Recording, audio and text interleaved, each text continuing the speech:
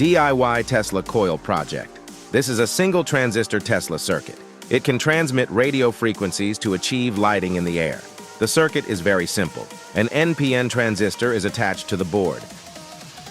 This DC socket is used to power the transistor.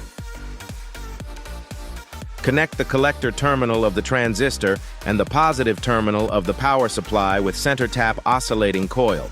Take 1000 ohm resistor used to drive the transistor. Now the circuit 1 section is made. Then use enameled wire to wind a secondary coil around the PVC pipe.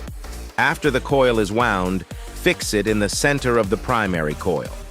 One side of secondary enameled wire connected with needle and second wire connect to the base of the transistor, can provide feedback signals to form oscillations. Both section of Tesla coil ready. After turning on the 12-volt power supply, the tip generates a purple arc. It creates a strong electric field around it. This is his schematic diagram. If you like to play, you have to try it.